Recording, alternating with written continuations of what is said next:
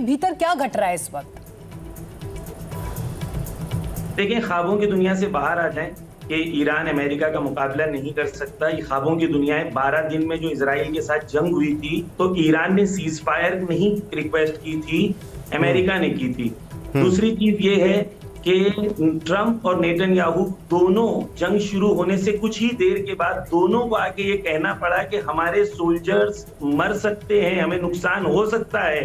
तो ये ख्वाबों की दुनिया से बाहर आ जाएं कि अमेरिका ईरान को मार सकता है, ईरान नहीं मार सकता, ईरान भी मार सकता है। आपको ये लगता है कि दुनिया में और कौन से देश हैं जो आपके साथ आएंगे, जो आपको सपोर्ट करेंगे? ग्लोबल ऑर्डर में आपको कहां से सपोर्ट की उम्मीद है? देखिए, आप एक सवाल का जवाब कंप्लीट हो जाने दें, फिर दूसरा जवाब आप करें। अगर ना आपका सवाल आधा रह जाएगा ना उसका जवाब नहीं, आप कंप्लीट करिए, कोई बात नहीं। हाँ, कंप्लीट करिए। तो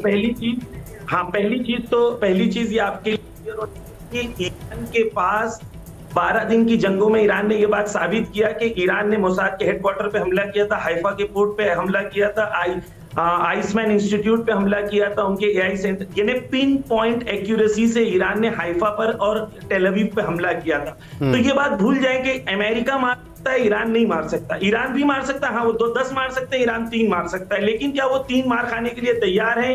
ये रियल क्वेश्चन है। तो ये जहन में ख्वाब की दुनिया से बाहर आ जाए कि ईरान नहीं मार सकता और ईरान को कोई अमेरिका ही मार सकता है, क्योंकि 6 देशों पर ईरान ने जो पिन पॉइंट एक्यूरेसी से अभी तक हमले किए, उसके बाद आपके लिए ये क्लियर हो जाना चाहिए और कुछ ही घंटों में, कुछ ही दिनों में आपके लिए और भी क्लियर हो जाएगा कि ईरान मार सकता है या नहीं मार सकता। एक दो ये है कि कौन देश साथ में है। देखिए, दुनिया में जंगें जो होती हैं, वो पहली चीज ये है कि आपके पास लीगल राइट है या नहीं, ये पहला सवाल होता है। अनफॉर्चुनेटली आज की दुनिया में मीडिया में ये है कि कौन ने किसको मारा, जमीर जाफरी जी, किसी के पास एक अपडेट आ रहा है, उस अपडेट को रख देते हैं, उसके बाद आपसे सवाल जवाब का दौर फिर से शुरू करते हैं। तबरेज में ईरानी मिसाइल लॉन्चर को तबाह किया गया, तस्वीरें हमने आपको दिखाई। कई मिलिट्री ठिकानों पर बड़े हमले किए गए।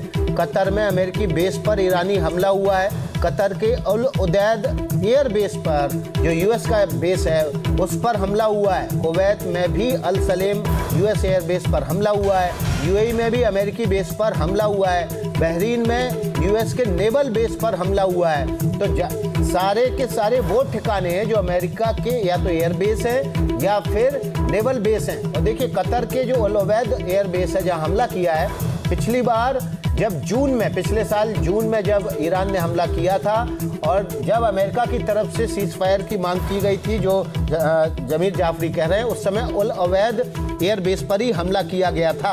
हालांकि उस समय अमेरिका को पहले ही सूचना दे दी गई थी कि हम हमला करने जा रहे हैं। अमेरिका ने एयर बेस खाली कर दिया था, इसलिए कोई बहुत बड़ा नुकसान नहीं हुआ था। लेकिन इसके संकेत बहुत बड़े थे कि अमेरिका जो है वो ईरान की मिसाइलों को हमला होने से पहले, टच डाउन से पहले रोक नहीं पाया। जाफरी जी, ये बताइए आप, तेहरान में या ईरान में कहां पर कितना नुकसान हुआ है इजराइल के हमले से?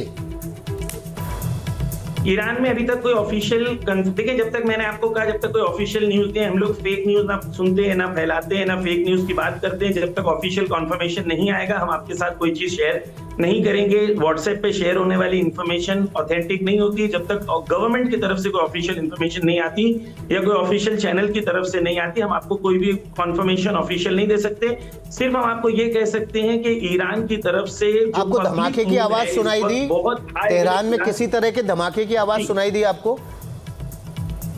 नहीं, मुझे तो नहीं सुनाई दी। मैं इस वक्त कुम में हूँ, कुम में कोई धमाके की आवाज तो सुनाई नहीं दी। और जो आपने कहा, मैं आपको सिर्फ एक और चीज क्लैरिफाई कर दूं कि आपने कहा कि जब ईरान ने हमला किया कतर पर, कतर में जो अमेरिकन एयरबेस है सेंटकॉम, उनका सबसे बड़ा था, तो ईरान ने पहले कह दिया था। आप जाके सीबीएस न्यूज में ये भी चेक करें कि अमेरिका ने और ट्रंप ने जब हमला किया था ईरान पे B-2B बॉम्बर के साथ, जो क्लेम कर रहा था, उसने भी पहले ईरान को इन्फॉर्म कर दिया था और कहा था कि हम सेफ एग्जिट चाहते हैं, हम जंग को बढ़ाना नहीं चाहते। ये खुद सीबीएस न्यूज में छपा था, जिसको ट्रंप ने आके कहा बाद में, नहीं ऐसा नहीं था।